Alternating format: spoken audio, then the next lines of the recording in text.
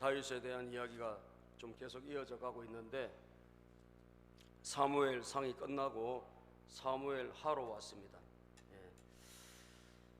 오늘 말씀은 하나님의 마음을 갖자라는 말씀이에요. 왜 제가 이 말씀을 지난번에도 한번 제가 설교 중에 여러분들에게 잠깐 전했는데 다시 이것을 제목으로 제가 가지고 왔을까? 그것은 다윗의 이야기를 제가 보면서, 다윗의 이야기를 들으면서, 다윗이야말로 정말 이 마음이 참 다른 사람이구나, 마음이 남다르구나, 이것을 제가 느끼지 않을 수가 없었어요. 참, 우리가 이런 다윗의 그런 마음, 이런 마음을 우리가 조금이라도 본받아서 신앙생활을 할 수 있다면 얼마나 좋을까. 물론 다윗도 뭐 죄도 있고 부족한 게 많죠. 그러나 전반적으로 보면 다윗은 말이죠, 그 마음이 참 예뻐요. 여러분, 얼굴이 예뻐야 미인입니까? 마음이 예뻐야 미인입니까? 알기는 잘 하시네, 그죠? 마음이 예뻐야 돼요, 그죠? 그래서 우리 주님께서도 착하고 충성된 종아, 마음이 착한 사람을 좋아하신다니까. 우리 마음이 삐뚤어져 있고 마음이 악하고, 여러분 마음이 뭔가 어두움의 그림자가 가득하면 하나님도 들어서 사용하실 수가 없는 거예요. 마음의 어두움이 떠나가야 될 줄로 믿습니다. 이 마음이 깨끗해지고 마음이 좋아야 된단 말이에요. 다윗은 그런 사람이에요. 제가 볼 때는.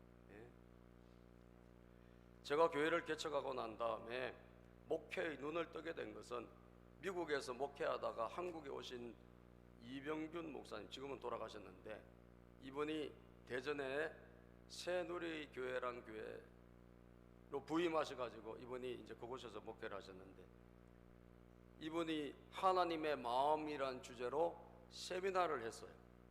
근데 저희 동기 몇 분들이, 목사님하고 사모님들이 그 세미나를 들으러 매주 월요일이면 이제 서울에서 봉고차를 타고 대전으로 가서 세미나를 듣고 또 그분하고 같이 식사하고 교제하고 이렇게 올라왔던 기억이 있습니다. 그때 그분을 통해서 하나님의 마음을 우리가 알고 신앙생활하는 것과 하나님의 마음을 모르고 신앙생활하는 것이 얼마나 다르다 하는 것을 제가 알게 된 거예요.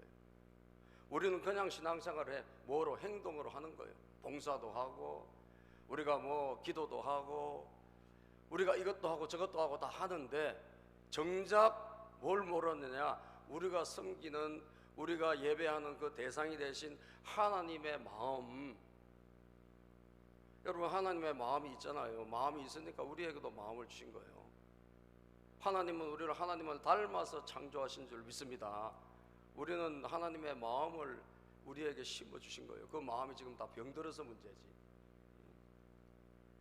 하나님이 우리를 하나님을 닮아서 지으셨기 때문에 그 마음이 우리에게 있도록 해주셨는데, 우리가 인간이 사탄의 모든 죄와 유혹에 빠져서 이 마음이 다 병들고 다 마음이 사탄의 마음으로 바뀐 사람도 너무나 많습니다. 그래서 그분이 우리에게 첫 번째 가르쳐주신 게 누가복음 15장에 있는 말씀이에요. 탕자의 이야기죠. 탕자의 이야기.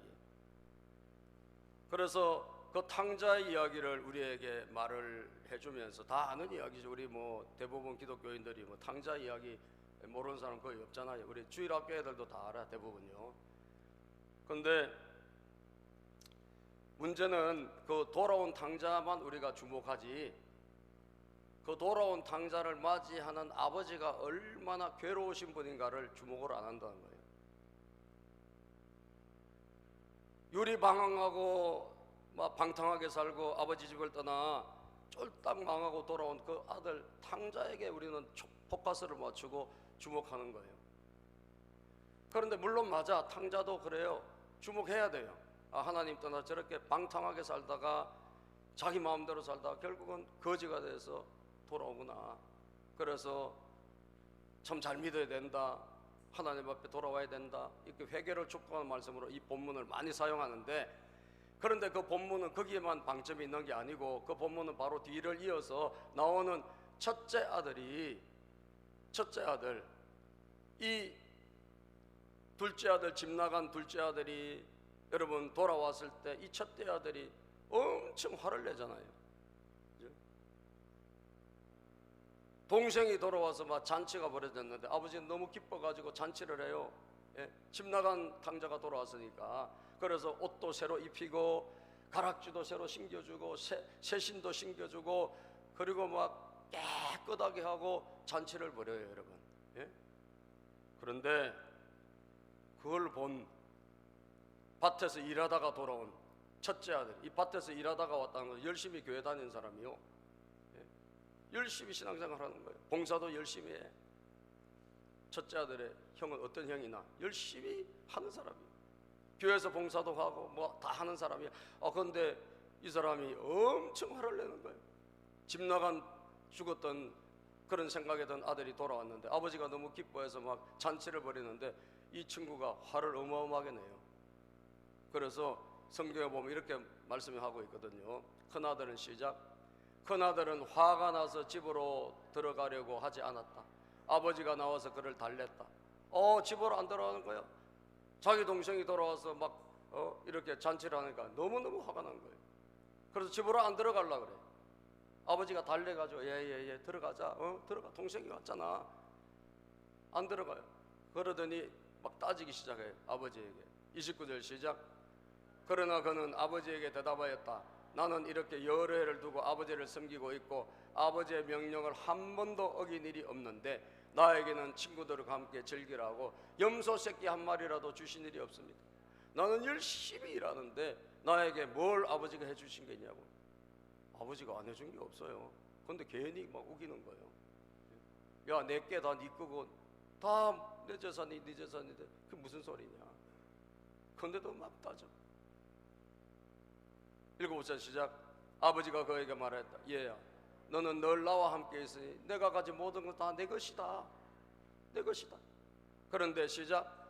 그런데 너의 이 아우는 죽었다가 살아났고 내가 잃었다가 되찾았으니 즐기며 기뻐하는 것이 뭐하다? 마땅하다. 집을 나가서 소식이 없던 이 동생이 비록 바르게는 안 살았지, 그죠? 아버지 재산 갖고 가가지고 다 탕진하고 방탕하게 살고 술 먹고, 그렇게 살다가 다 거지가 돼서 돌아온 건 맞아요. 도덕적으로 잘못했어. 죄도 지었어요. 그러나 중요한 건 뭐예요? 돌아왔잖아요. 아멘이죠? 집 나간 아들이 돌아왔잖아요. 돌아왔다면 일단 아버지의 입장은 기뻐요? 여러분, 안 기뻐요? 기뻐지. 자식이 집을 나갔다, 여러분. 그런데 그 자식이 소식이 끊겼다. 죽었는지 살았는지 말이지. 그런데 그 자식이 어느 날 갑자기 정말 비록 거지의 신세지만 돌아와서 집에 돌아올 때 여러분, 모든 아버지들은, 모든 부모님들은 다 기쁨으로 맞이할 거라는 거예요. 할렐루야. 이게 누구의 마음이라고? 하나님 아버지의 마음이란 말이에요. 하나님 아버지의 마음을 누가복음 15장에 가장 잘 보여주는 거예요. 그런데 첫째 아들은 열심히 신앙생활 한다고 하는 그 당시 유대인들, 기독교 지도자들을 말하는 거예요. 그걸 상징하는 거예요. 이 사람들은 허이고 열심히 다니긴 하는데 뭐가 빠진 거예요? 아버지의 마음이 싹 빠진 채로 교회 다니는 거예요.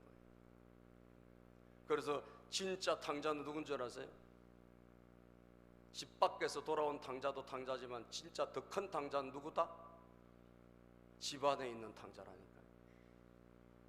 아버지의 마음을 전혀 이해하지 못하고 집안에서 여러분 그 아버지가 돌아온 탕자 좀 잘해줬다고, 그거 좀 관심을 가진다고 화내면서 말이지, 분노하면서 그렇게 따지고 있는 모습은 오늘 이 시대에 여러분, 오늘 우리의 모습과 사실 별 다를 바가 없다니까요. 제가 지난번에 청주 사랑하기 교회 안국철 목사님이라고 계신데 그분이 자기 교회에 간증을 하면서 그분이 이런 이야기를 한 거예요. 자기 교회 참 성도님들이 참 정말 뭐 알코올 중독자도 많고 또 여러 가지 그렇게 이런 생활하다가 돌아온 분이 참 많은데, 그런데 굉장히 서로가 너무 시기하고 막 질투하고 막 이런 관계가 너무 많다는 거예요. 예를 들면 이런 이야기를 하는 거예요. 어떤 사람이 전도를 했어요. 한 영혼을 교회로 데리고 온 거예요. 자, 교회로 데리고 오면 여러분, 어떤 사람이 예수 안 믿는 사람이 교회로 나오면 교회에서 관심을 가져요, 안 가져요? 관심을 가지죠. 목장에서 관심을 가져요, 안 가져? 관심을 가지죠. 목자님이나 교회에서 새로운 영혼이 왔으니까 관심을 가지죠, 여러분. 새로운 분에 대해서 왜 관심을 가지는 건 너무나 당연해요. 가족들이 모이면 여러분, 태어난 지 얼마 안 된 애기들한테 관심이 가요, 안 가요? 관심이 가요. 우리 집에도 막 애기만 봐. 왜? 애기가 이제 뭐 돌봐줘야 되니까 또 이쁘기도 하고, 그죠? 그러면 둘째 애기를 그렇게 예뻐하면 첫째 애가 시기 질투해요, 안 해요? 해요, 그죠? 그렇지 않는 애가 있다면 그건 진짜 기적이야. 그러니까 이게 인지상정인 것 같아요. 그래서 이렇게 관심을 받고 조금 사랑을 해주면 전도해 오신 분이 자기가 화가 나는 거예요. 그래가지고 심지어 어떻게 하느냐, 그분한테 전화를 해가지고 우리 목사님이 너 이제 교회 오지 말라고 그랬대.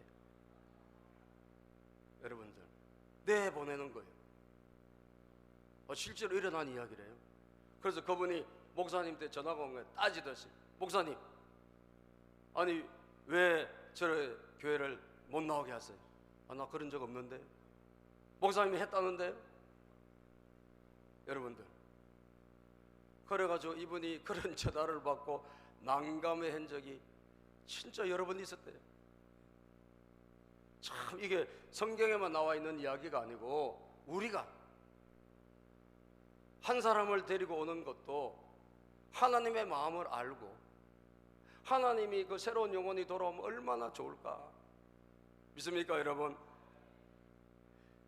99마리를 들에 두고 여러분, 그 잃어버린 한 마리 양을 찾아서 나서시는 분이 주님 아니에요.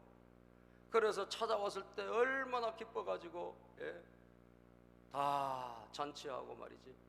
이게 하나님의 마음이라고 우리에게 알려주셨는데, 정작 실제로 우리 교회는 뭐 그런 일이 없다고 저는 믿습니다만, 그런 일들이 여러분 일어날 수 있다는 거예요. 그죠? 그래서 뭘 모르느냐, 우리가 하나님의 마음을 모른다는 거예요. 동의하시면 아멘 합시다.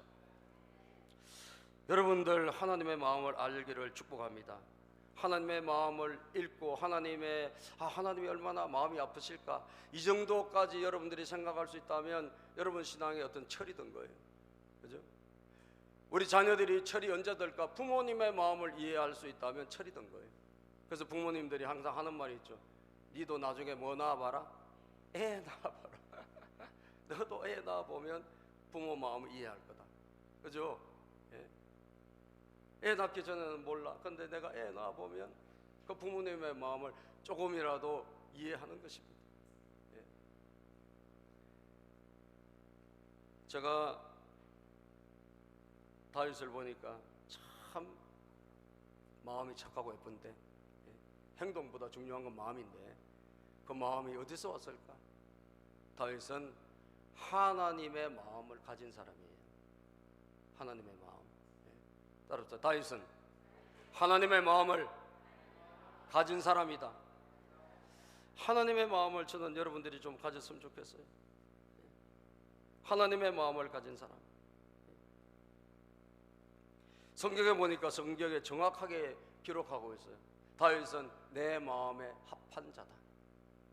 다윗은 내 마음에 드는 사람이다. 이 말씀은 하나님의 마음과 다윗의 마음이 통한다는 거예요. 통한다는 거예요.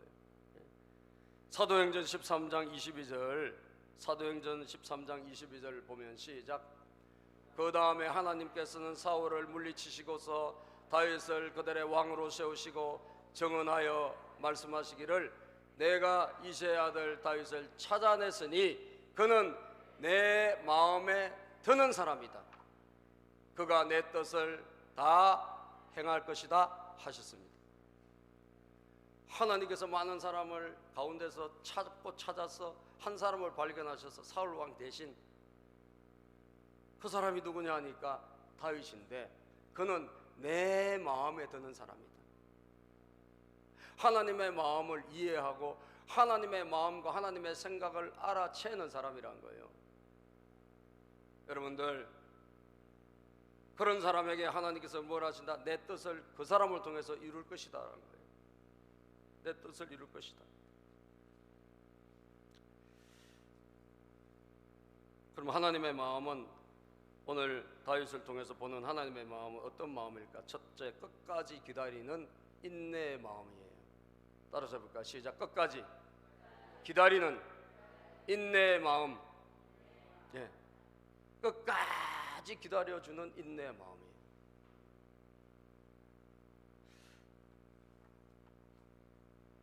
제가 금요일 날 1일 집회를 하려고 대구를 다녀왔는데, 제가 큰 경험을 하고 왔습니다. 제가 칼럼에, 주보 칼럼에 제가 적어놨는데 큰 경험을 했어요. 제가 그날 주신 하나님의 말씀의 제목은 열리는 은혜를 받아라 라는 제목을 제가 선포를 했어요. 사실은 제가 갑자기 일주일 만에 제가 그분 목사님 만나가지고 자기 교회 빨리 와서 집회를 해달라는 거예요. 그래서 7월 달에 원래 가기로 했는데, 그 목사님이 갑자기 전화가 왔어요. 이번 주에 오라는 거예요. 이번 주에 내가 하도 준비가 안 됐는데 이번 주 금요일 날 오시라는 거예요. 그래서 제가 금요일 날 알겠다고, 뭐 목사님이 오라고 했으니까 그냥 아멘 순종하는 마음으로 내려갔어요. 갔는데 제가 처음에 하려고 했던 설교가 있었어요. 이 설교를 해야 되겠다라고 신명기 말씀을 가지고 설교를 하려고 했는데, 제가 가기 하루 전날부터 왠지 제 마음에 아닌 것 같아요. 이 말씀이 아닌 다른 말씀을 전해야 될 것 같아. 성령님이 저에게 자꾸 그 마음을 주시는 거예요. 그래서 제가 무슨 말씀을 그러면 제가 해야 될까? 하나님이 그래서 요한계시록 3장에 있는 말씀을 제가 전하게 됐어요. 그래서 그 마음을 제가 본문을 딱 정하니까 제 마음에 하나님께서 맞다는 그런 사인을 주시는 거예요. 이 말씀을 전해야 될 것 같은 그 확신을 주시더라고요. 그래서 제가 그냥 하나님의 뜻인가 보다 하고 계시록 3장 말씀 가서 전했는데, 그 말씀은 요한계시록 3장 8절에 있는 말씀. 하나님께서 이 다윗의 열쇠를 가지고 빌라델비아 교회에 찾아오시는 말씀이에요. 빌라델비아 교회에 하나님이 찾아오시는데, 여러분 개인에도 그렇고 가정에도 그렇고 교회도 그렇고 이 다윗의 열쇠를 가지고 주님이 찾아오시면 끝난 거예요. 왜 끝난 줄 아세요? 다윗의 열쇠는 열면 닫을 자가 없고 닫으면 열 자가 없는 그런 열쇠입니다. 할렐루야. 다윗의 열쇠는 열면 닫을 자가 없고 닫으면 열 자가 없는 그런 축복의 열쇠란 말이에요. 그 열쇠를 가지고 주님이 찾아오시면 이제부터 된 거예요. 그때부터 하나님의 역사가 시작되기 때문이에요. 할렐루야. 그래서 빌라델비아 교회는 아주 큰 교회도 아니고 작은 교회인데, 하나님께서 그 교회 7개 교회 중에 오직 그 교회만 다윗의 열쇠를 갖고 방문하셨어요. 축복의 열쇠를 가지고. 그럼 우리가 궁금하잖아요. 그 교회는 왜 축복의 열쇠를 가지고 주님 방문하셨을까? 그들이 끝까지 기다리고 하나님의 말씀을 지키며 살고 있었기 때문이에요. 끝까지 기다리고. 그래서 우리 요한계시록 3장에 보면 성경 말씀에 그런 말씀이 있습니다. 자, 시작. 나는 내 행위를 안다. 보아라, 내가 내 앞에 문을 하나 열어두었는데 아무도 그것을 닫을 수 없다. 내가 힘은 적으나 내 말을 지키며 내 이름을 모른다고 하지 않았다. 왜 다윗의 열쇠를 가지고 찾아오셨냐? 너의 행위를 내가 아는데 네가 힘은 적거나 여건은 어렵고 힘들고 부족하나 네가 내 말을 지키고 어렵지만 그 말씀을 꼭 지키고 주님을 배반하지 않고 신앙생활을 하는 교회라는 거예요. 그 성도님들 그런 신앙생활을 하고 있다는 거예요. 그래서 10절에 보면 이 말씀이 있습니다. 시작. 인내하라는 내 말을 네가 지켰으니 온 세상에 닥쳐올 시험을 받을 때에 나도 너를 지켜주겠다. 시험은 땅 위에 사는 사람들을 시험하려고 닥치는 것이다. 네가 인내의 말씀을 잘 지켰다는 거예요. 여러분, 하나님의 말씀은요, 여러분들이 오늘 아멘으로 받죠? 그런다고 당장 내일 무슨 일이 일어난 게 아니에요. 믿습니까 여러분? 이 말씀을 여러분들이 아멘으로 받았다 할지라도 이 말씀이 이루어지기까지는 시간이 걸려요. 내가 이 말씀을 붙잡고, 내가 어렵고 힘들어도 이 말씀이 내 안에서 꼭 살아나도록 붙잡고 살아가야 되는 거예요. 그러다 보면 하나님께서 때를 주신단 말이에요. 믿습니까? 아멘도 적으십니다. 믿습니까? 그래서 제가요, 이제 하나님께서 우리 대구 방주 사랑교회 이제는 긴 인내가 있었으니 이제는 하나님께서 문을 열어주시는가 보다, 제가 이 말씀을 가지고 간 거예요. 그래서 저녁에 식사를 대접한다고 제가 이제 카센터 하는 부부가 저희 식사를 대접한다고 제가 그 목사님 차에 타고 제 아내와 같이 이제 식당으로 올라갔는데, 아주 약간 골짜기로 들어가는데 그 장소가 어떤 느낌이 드냐면 무랑저수지에 그 음식점이 많은 거 있잖아요. 그 느낌이 저에게 딱 드는 거예요. 야, 좀 굉장히 괜찮은 데로 올라가시는구나. 양쪽에 산이 쫙 이렇게 있는데 아주 골짜기가 참 괜찮더라고. 또 신도시 바로 옆인데 그런 게 숨어 있는 거예요. 그런데 그 목사님이 저한테 그러는 거예요. 목사님, 사실 우리가 여기를 땅을 사고 건축을 하려고 하나님께서 마음을 주셔서 지금 기도 시작한 지가 얼마 안 됐다는 거예요. 할렐루야. 거기를 하나님께서 마음을 주셔가지고 그분이 한 18년 동안, 여자예요. 여자 목사님인데 18년 동안 대구에 내려가서 이분이 그냥 하나님의 음성을 듣고 간 거예요. 자기가 이 광명에 살던 분인데 여의도 순복음교회 구역장 출신이에요. 빨간 가방 옛날에. 그래가지고 조영기 목사님에게 안수도 많이 받고 불로 신앙생활 하시던 분이에요. 그런데 이분이 하나님께서 이 찬양을 잘하시는 찬양사역자인데 이분이 하나님이 어떻게 불러주셔가지고 목회자가 되고, 그래가지고 찬양을 돕기 위해서 대구에 목회하러 돕는 사역자로 갔다가 그곳에서 하나님이 방향을 바꿔주셔가지고 교회를 개척한 거예요. 여자 몸으로. 남편은 여기서 광명에서 직장생활을 하고 있고 단독으로 내려가가지고 그렇게 된 지가 18년이 된 거예요. 그런데 제가 그분을 보면서 얼마나 이분이 하나님 뜻대로 살려고 애를 쓰는지 몰라요. 여자분인데 하나님 뜻대로 살려고 좀 추우면 껐어요. 끄시다가 나중에 더울 때가 들으셔요. 추워요? 네.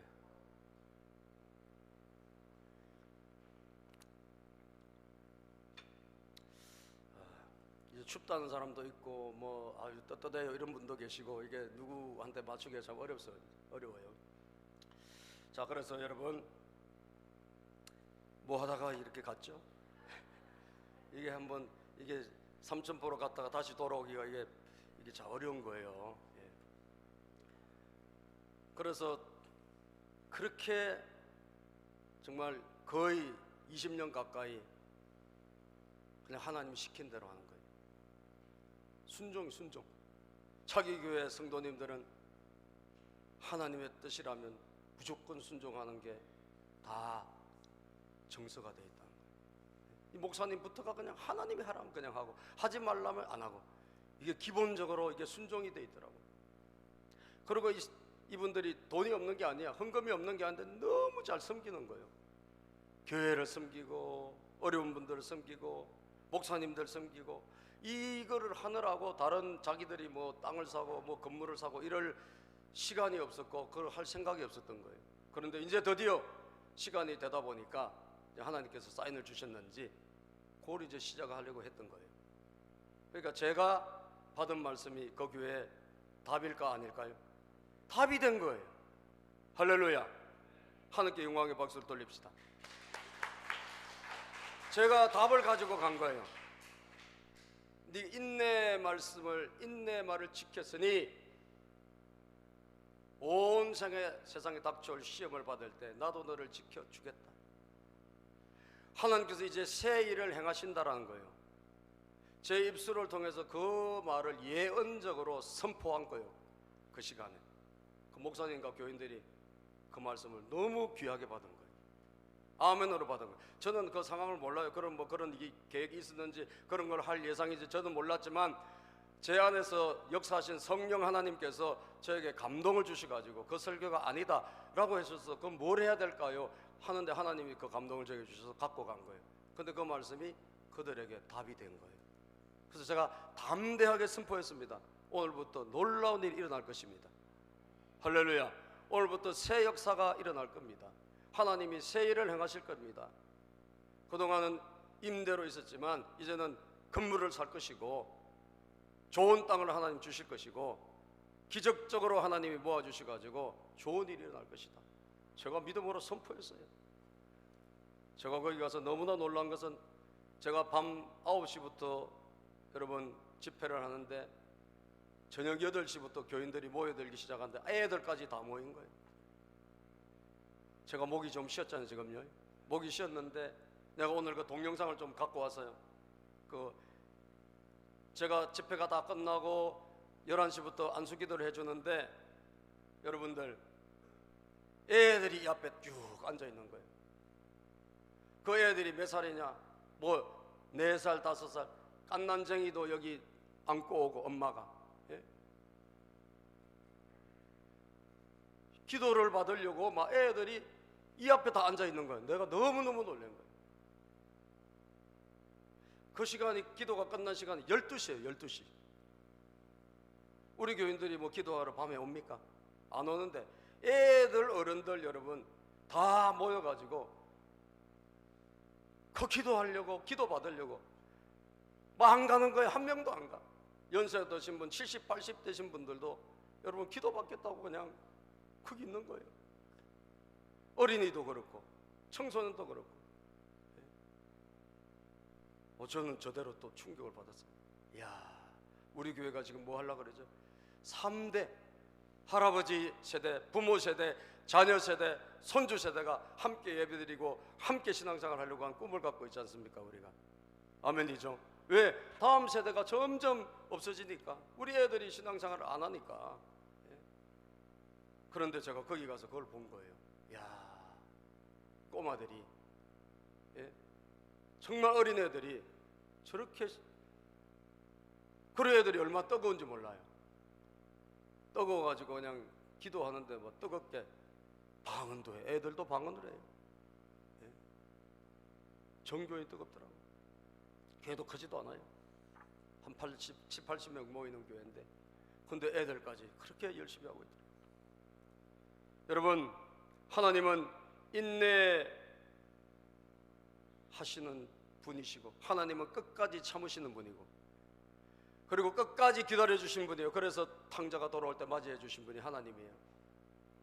우리가 하나님의 마음을 가진다고 하면 우리의 마음도 어떻게 해야 돼요? 우리도 끝까지 인내하고 참고도 기다리고 이것이 우리에게 있어야 된다는 거예요. 사랑하는 여러분, 야고보서 1장 3절 4절에 야고보서 1장 3절 4절에 성경이 이렇게 말씀합니다. 시작. 여러분은 믿음의 시련이 인내를 낳는다는 것을 알고 있습니다. 여러분은 인내력을 충분히 발휘하여 조금도 부족함이 없이 완전하고 성숙한 사람이 되십시오. 믿음의 시련이 인내를 만들어내는데 여러분, 우리에게 시련이 오고 힘든 일이 있을 때 우리가 인내가 만들어지는 거예요. 인내. 진주가 마치 모래알 하나가 여러분 그게 나중에 진주로 바뀌듯이 시간이 가면 진주가 되듯이 우리가 시련을 당하고 어려움을 당했을 때 인내할 때 어떻게 돼요? 그때 우리가 진주같이 되는 거예요. 신앙도 진주같이 되고 인생 우리의 삶도 또 또 우리의 성품도 진주같이 되는 거예요. 그래서 인내력을 어떻게 해야 됩니까, 여러분? 충분히 발휘하여 조금도 부족함이 없이 완전하고 성숙한 사람이 되십시오. 여러분, 지금 참다가 혹시 아유 난 더 이상 못 참아 이런 분들이 계시다면 여러분 한 번 더 인내하시고. 왜? 주님의 마음은 인내의 마음이에요. 하나님의 마음은 인내의 마음이에요. 그 인내의 마음으로 다윗이 보십시오, 여러분. 사울이 죽을 때까지 끝까지 참았어요. 사울이 누굽니까? 얼마나 다윗을 죽이려고 했습니까? 그런데 그는 죽일 수 있는 여러 번의 기회를 포기하고, 그는 하나님이 기름 부어 세우신 종이기 때문에 자기 손으로는 어떤 것도 하지 않겠다. 그래서 끝까지 참았어요. 시간이 많이 지나갔어요. 그러나 때가 되니 하나님께서 그 사울의 생명을 어떻게 해요? 데리고 가신 거예요. 전쟁터에서 죽은 거예요. 그래서 전쟁에서 죽은데 그 다윗의 친한 친구 요나단도 같이 죽었어요. 그 소식을 아말렉 군인 한 명이 와서 전해준 거예요. 전해줬는데 이 사람이 사울 왕이 죽을 때 여러분 자기가 부상을 입고 스스로 자기가 칼에 자기를 합니다. 사울 왕이 누가 목을 쳐줄 사람이 있습니까? 아무도 건드리지 못해, 왕이니까. 그래서 자기 스스로 칼에 엎드려져서 자기가 스스로 죽어요. 그런데 이 아말렉 병사 한 명이 와가지고 공을 세우려고 거짓말을 해. 사울 왕이 죽여달라고 해서 자기가 사울 왕을 죽였다 이거예요. 그렇게 해서 다윗에게 와가지고 자기가 마치 공을 세운 것처럼 이렇게 보고를 하는 거예요. 보십시오, 여러분. 우리가 본문 오늘 1장 1절에 보면 1장 1절 시작. 사울이 죽은 뒤에 다윗이 아말렉을 치고 시글락으로 돌아와서 이틀을 지냈다. 사흘째 되던 날 한 젊은 사람이 사울의 진에서 왔다. 그는 옷을 찢고 머리에 흙을 뒤집어 서서 애도의 표시를 하고 있었다. 그가 다윗에게 와서 땅에 엎드려 절을 하니 네가 도대체 누구냐, 어디서 왔느냐 하니까 그 이야기를 하는 거예요. 사울 왕이 죽었다는 거예요. 자기가 부상 입은 그 사울 왕자를 쳐달라 그래서 자기가 죽였다, 이렇게 고백하고 있습니다. 자, 우리 9절 말씀, 10절 말씀을 읽어볼까요? 시작.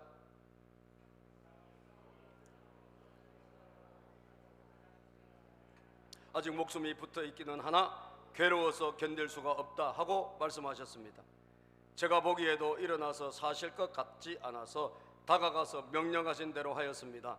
그런 다음에 저는 머리에 쓰고 계신 왕관을 벗기고 팔에 끼고 계신 팔찌를 빼어서 이렇게 가져왔습니다. 여러분, 목숨이 붙어 있었는데 괴로워서 견딜 수가 없다.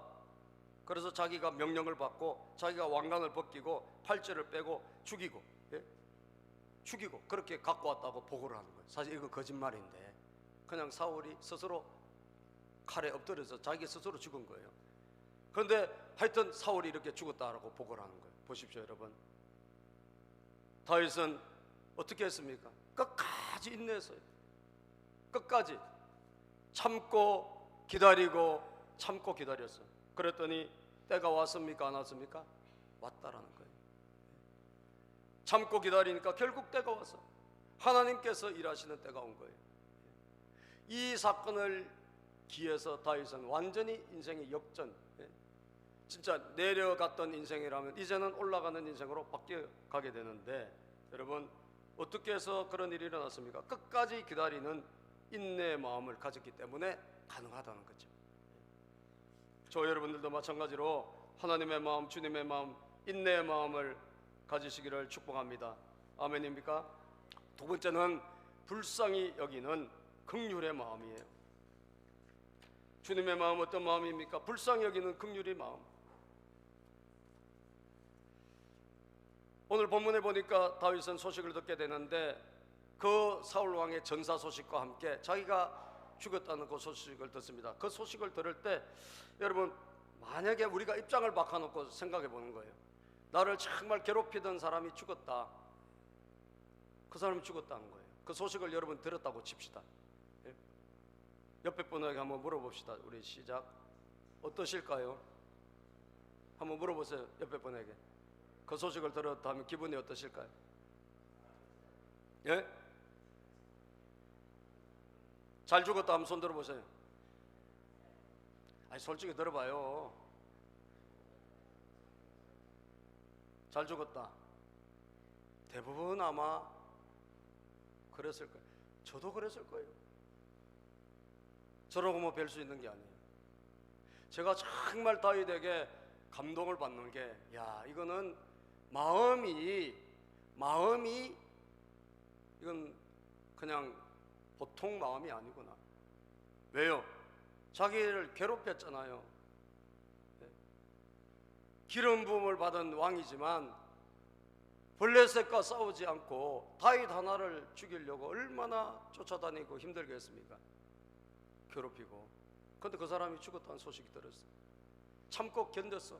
그런데 죽었다는 소식이 들렸을 때는 드디어 하나님이 데려가셨구나. 예? 내가 이제 속이 다 시원하다 라고 하고 싶을 것 같아요. 여러분, 우리가 보통 사람 같으면, 그죠? 보통 사람 같으면, 예? 죽어도 싸지 뭐 이런 사람도 있을 수도 있고, 그죠? 예. 그런데 저는 다윗을 보니까 너무 제가 참 감동을 받는 것. 아, 나도 정말 한참 부족하구나. 예? 우리가 다윗 하는데 그 다윗과는 정말 견주기가 어렵구나. 예? 보십시오. 다윗이 너무너무 슬퍼해. 죽었다는 소식을 듣고 마치 자기 부모가 죽은 것처럼, 자기의 사랑한 가족이 죽은 것처럼 너무너무 슬퍼하는 거예요. 여러분, 한번 보겠습니다. 다윗이 어떻게 하는지 그 말을 듣고 난 다음에 11절 12절 읽어봅시다. 시작. 그러자 다윗이 슬픔을 억누르지 못하여 자기의 옷을 잡아 찢었고 그와 같이 있던 사람들도 모두 그렇게 하였다. 슬픔을 억누르지 못하여 자기의 옷을 잡아 찢었다는 거예요. 이건 가식이 아니에요. 진짜예요. 진짜. 정말 너무너무 슬퍼가지고 옷을 잡아 찢었다는 거예요. 그리고 그 다음 구절을 보면요, 12절 시작. 그리고 그들은 사울과 그의 아들 요나단과 주님의 백성 이스라엘 가문이 칼에 맞아 쓰러진 것을 슬퍼하면서 해가 질 때까지 울며 금식하였다. 그 다음 날은 아주 금식까지 하고 울면서 가슴이 아파하는 거예요. 여러분들, 우리가 너무 사랑하고 너무나 아끼는 누군가가 죽었을 때 일어나는 반응이에요. 그죠? 예? 너무나 아끼는 내 부모님이나, 예? 내 사랑하는 내 혈육이, 예? 갑자기 죽었다는 소식을 들었을 때 우리가 눈물로, 여러분, 참 그 아픔을 표시하지 않습니까?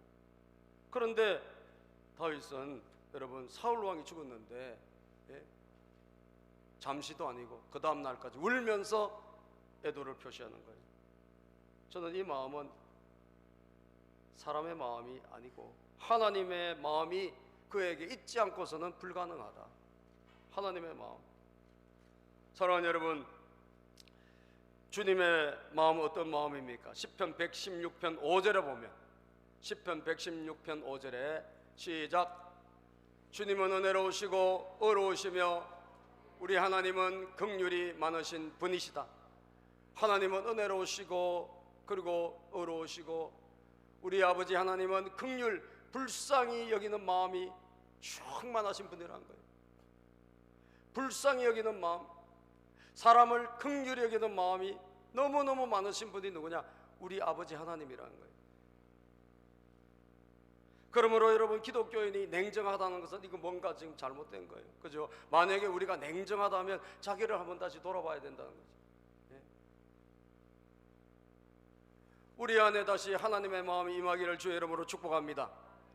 사람을 불쌍히 여기는 마음이 우리에게 있어져야 되는 거예요. 사람을 불쌍히 여기는 마음. 어떤 한 사람 한 사람이라도 여러분 불쌍히 여기는 마음. 예수님께서 자기를 찌른 그 병사들을 불쌍히 여기셨어요. 하나님 아버지, 저들의 죄를 용서해 주십시오. 저들은 자기들이 하는 일을 모릅니다. 알지 못하나이다. 몰라서 그렇지 불쌍히 여기는 거예요. 몰라서 그렇다고 불쌍히 여겨요. 그러므로 여러분, 우리에게 다시 한번, 저도 회개하는 마음으로 사실 말씀을 전해요. 저도 이 마음이 저에게 사실 있다고 말하기가 어렵거든요. 마태복음 5장 7절에 보면 누가 복이 있느냐? 마태복음 5장 7절에 시작. 긍휼히 여기는 자는 복이 있나니 그들이 긍휼히 여김을 받을 것이며. 우리가 다른 사람을 긍휼히 여기는 마음을 가지고 있다면 하나님 우리 아버지도 우리를 그렇게 봐주신다는 거예요. 하나님 아버지가 우리를 그렇게 불쌍히 여겨주신다는 거예요. 오늘 주님의 마음이 다윗에게는 있었구나, 저는 그것을 알게 됩니다. 그래서 하나님이 다윗을 내 마음에 드는 사람이다, 내 마음에 합한 자다 라고 말씀하시는 거예요. 마지막으로 말씀에 순종하는 마음입니다. 말씀에 순종하는 마음. 다윗이 여러분 끝까지 인내하면서 자기에게 위장된 보고를 했던 이 아말렉 군인을 어떻게 하죠? 그 사람을 단호히 죽입니다. 왜 죽이죠? 하나님이 세우신, 기름 부어 세우신 왕을 지가 죽였다고 했기 때문에. 이 친구는 공을 세우려고 엉터리 보고를 했지만 다윗은 그 입술의 말을 보고 너는 하나님이 세우신 종을 죽여서 안 되는데 죽였구나. 그래서 그 죄를 물어가지고 자기 병사를 시켜서 죽였다는 거예요. 여러분 보십시다. 우리가 오늘 읽은 성경의 본문 말씀입니다. 14절부터 시작. 14절부터 시작. 다윗이 그에게 호통을 쳤다. 네가 어떻게 감히 겁도 없이 손을 들어서 주님께서 기름 부어서 세우신 분을 살해하였느냐. 그 다음, 그리고 다윗이 부하 가운데서 한 사람을 불러서 가까이 가서 그를 쳐 죽이라 하고 명령하였다. 명령을 받은 그 사람이 그를 칼로 치니 그가 죽었다. 자, 이 사람을 왜 칼로 쳤습니까? 딱 한 가지요. 하나님의 말씀, 기름 부음을 받아 세운 사람을 손대지 말라는 그 말씀을 이 사람이 어겼기 때문이라는 거예요. 16절 봅시다. 시작. 그때 다윗이 죽어가는 그를 두고 이렇게 말하였다. 네가 죽는 것은 너의 탓이다. 네가 너의 입으로 주님께서 기름을 부어서 세우신 분을 제가 죽였습니다 하고 너의 죄를 시인하였다. 아멘. 하나님이 기름 부어 세운 사람을 사람이 해치는 것은 하나님의 말씀에 위배되는, 하나님이 금지하는 것이에요. 그가 거짓말로라도 그 죄를 지었다고 고백했을 때 다윗은 그 사람을 여러분 죽인 거예요. 이걸 보면 다윗은 여러분 말씀에 순종하는 마음, 하나님의 말씀을 너무나 존중히 여기는 거예요. 할렐루야. 여러분들이 어떤 사람을 정말 사랑하고 그 사람을 존중히 여긴다면 그 사람의 말을 따라가 줘야 되겠죠. 그죠? 그 사람의 말은 하나도 안 따라가고 그 사람의 말은 내가 또 따라가 주지도 않으면서 그 사람을 내가 사랑한다, 존중한다 라고 할 수 없는 거예요. 그분의 말을 우리가 따라가 주고 그것을 그 사람이 원하는 것을 해줄 때 그 사람을 진짜 존중히 여기는 거죠. 동의하시죠 여러분? 다윗은 하나님을 존중히 여겼습니다. 하나님을 사랑했습니다. 뭘 보면 알죠? 하나님의 말씀을 끝까지 순종하는 거예요. 하나님이 하지 말라는 것을 하지 않는 마지막까지. 그래서 그것을 실천하고 있는 것을 볼 수 있게 된다는 거예요. 여러분 성경 한 구절을 우리가 읽어보고 마치겠습니다. 고린도후서 1장 18절하고 그리고 20절 말씀입니다. 시작. 하나님께서는 신실하십니다. 따라서 우리가 여러분에게 하는 말은 예 하면서 동시에 아니요 하는 것은 아닙니다. 하나님은 신실하신 분, 하나님은 왔다 갔다 하시는 분이 아니신데 하나님의 말씀, 선포하는 말씀은 예, 다시 말하면 아멘, 순종이 필요하지 아니요, 노가 필요 없다라는 거예요.